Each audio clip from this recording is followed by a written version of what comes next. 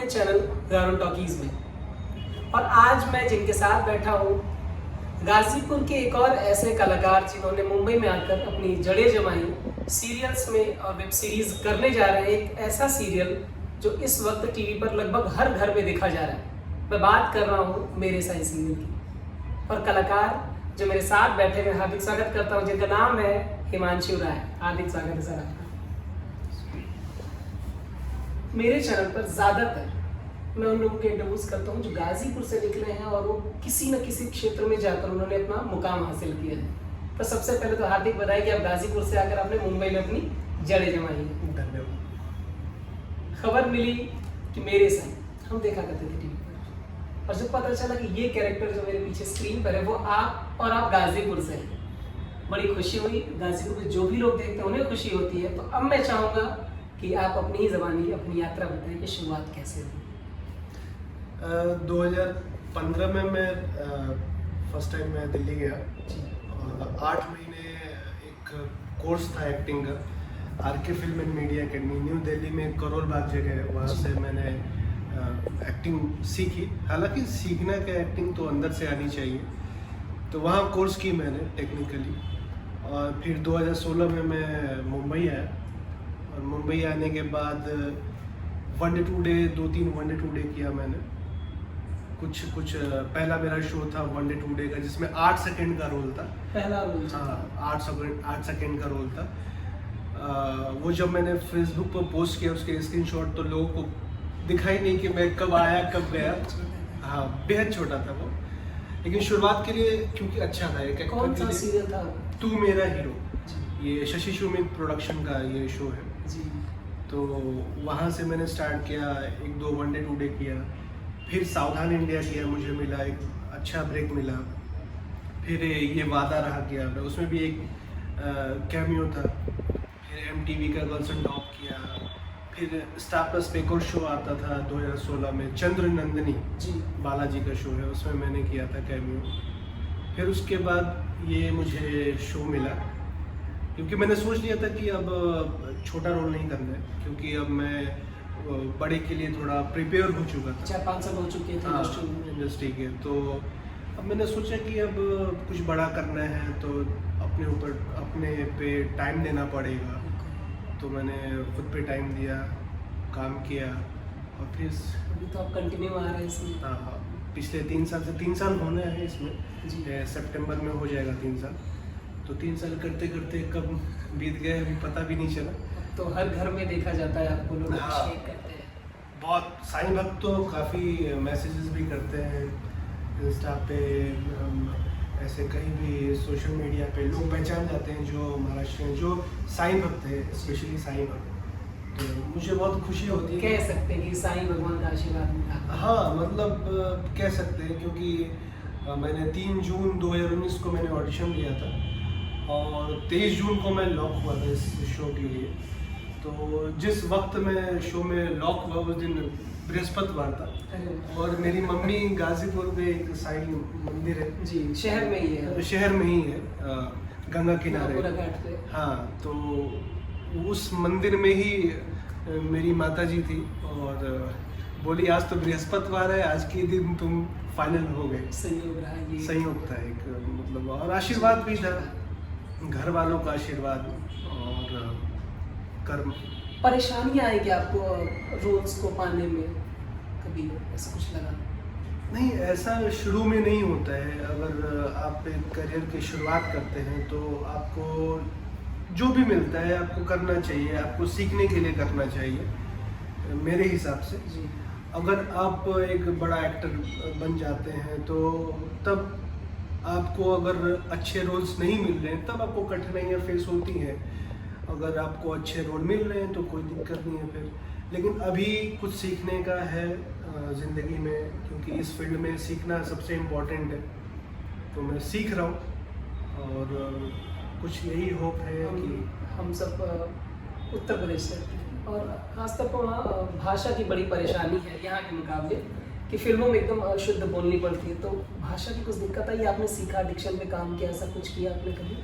हाँ, क्योंकि जब मैं दिल्ली गया था, New Delhi Karol Bagh RK film and media academy, जब मैंने ज्वाइन किया तो वहाँ सर थे मेरे, डिक्शन के सर थे, वो डिक्शन ही सिखाते थे। तो मैंने कुछ ऐसे वर्ड्स बोले, 2-4 वर्ड्स, कि उनको लगा कि यार ये फंक्शन क्यों बोल रहा है, प्रोडक्शन क्यों बोल रहा है। तो उन्होंने मुझे सुधारा और एक शीट देते थे वो हमेशा, हालांकि वो गुजर गए वो सर हमारे, ताहिर सर उनका नाम था, बहुत अच्छे डिक्शन पढ़ाते थे, सिखाते थे। और वो शीट देते थे, उस शीट में स श ज ज़ ये सब सारी चीज़ें क्लियर होती थी। तो उसकी वजह से और मेरे दोस्तों की वजह से मैं सुनता था अपने वर्ड को कि मैं क्या सही बोल रहा हूँ। तो अपने वर्ड सुन सुन के सही किया और आज मुझे वैसी कोई कठिनाइयाँ फेस नहीं करनी पड़ती। अभी मेरे सही तब कर रहे 3 साल से लगभग 600 एपिसोड भी आपने संभवतः हाँ। किए, जहाँ तक मुझे पता है। जी। अभी आगे की प्लानिंग क्या है? आगे की प्लानिंग यही है कि कुछ क्योंकि एक कैरेक्टर करते करते आदमी उसमें बन जाता है, तो एक एक्टर को किसी एक चीज़ में बदलना नहीं चाहिए, हमेशा खुल के आगे बढ़ना चाहिए। इंसान इवन कोई भी जॉब हो, एक आदमी को एक ही चीज़ नहीं करनी चाहिए, हमेशा अलग अलग करनी चाहिए, जिससे लाइफ में संतुष्टि भी मिलती है और काम के प्रति जो रुचि होती है वो भी अच्छे तरीके से होती है, पैदा होती है। तो मेरे हिसाब से अब ये कैरेक्टर काफ़ी लंबा चला, अब देखते हैं और कितना चलता है। तो मेरी यही योजना है कि कुछ और अच्छा मिले, कुछ अलग हटके कैरेक्टर फिल्मों मिले। के बारे में क्या तैयारी है आपकी? फिल्मों के बारे में हमेशा लोग सपना देखते हैं, फिल्म करना है, एक बड़े पर्दे पे आना है। तो मेरी है कि कुछ एक अच्छा मिले रोल, जिसे मैं निभाऊं, लोग उसकी प्रशंसा करें बस।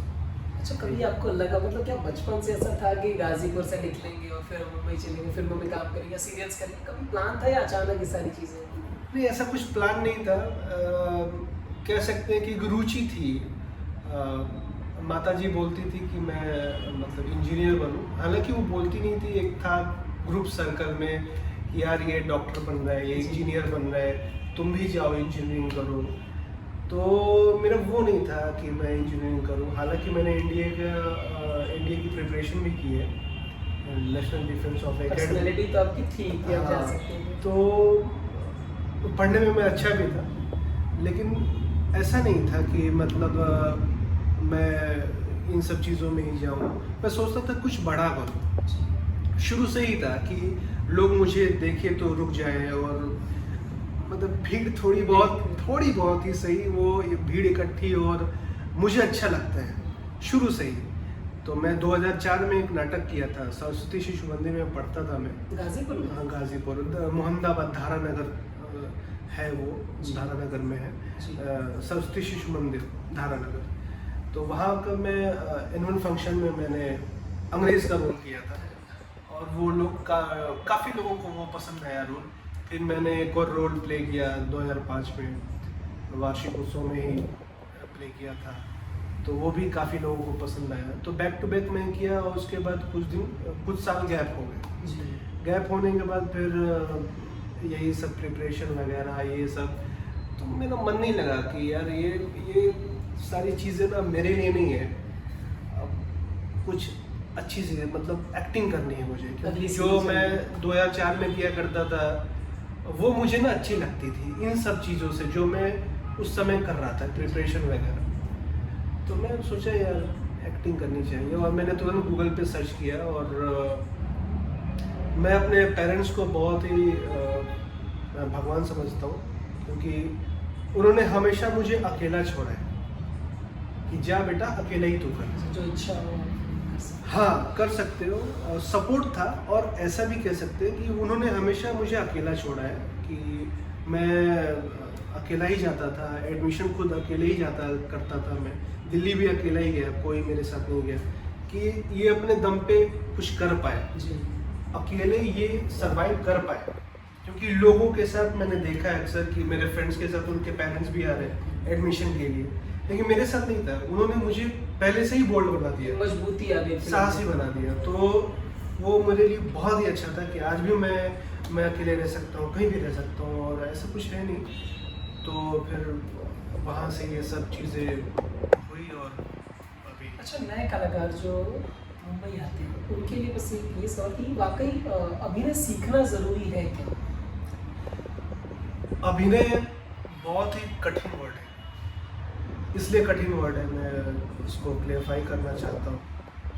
अभिनय या तो आप बचपन से ही जानते हैं, मतलब अभिनय किसी को सिखाया नहीं जा सकता, वो आनी चाहिए अंदर से। अगर हम रियल लाइफ में किसी की मृत्यु होते हुए देखते हैं तो वो क्या इमोशन होता है, किसी को हंसते हुए देखते हैं तो क्या इमोशन होता है, किसी को रोते हुए देखते हैं तो वो क्या इमोशन होता है, हर चीज़ ना आनी चाहिए। तो जो रियल में चीज़ें आती है वो हमें रील में करना है, मतलब कैमरे के सामने करना है, वो होता है अभिनय अंदर से आना अभिनय, चाहिए।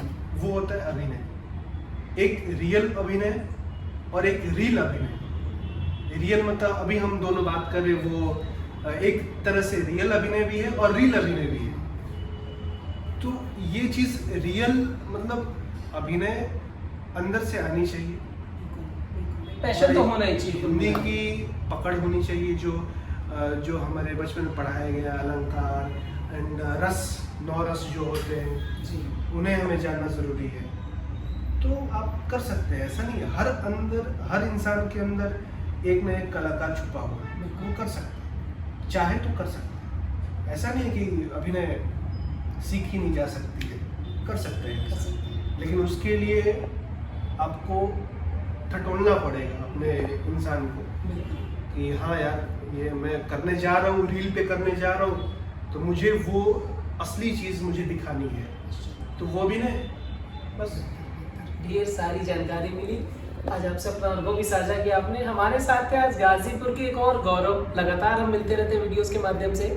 आप थे हिमांशु राय हमारे साथ, जिन्होंने अपना कीमती समय दिया, और हम उम्मीद करते हैं और पूरे गाजीपुर वाले या जो भी लोग ये वीडियो देख रहे हैं वो सभी उम्मीद करते हैं और दुआ करते हैं कि ऐसे आप दिनों दिन तरक्की करते रहो, गाजीपुर और खुद का नाम रोशन करते रहे। आभार से नाम धन्यवाद।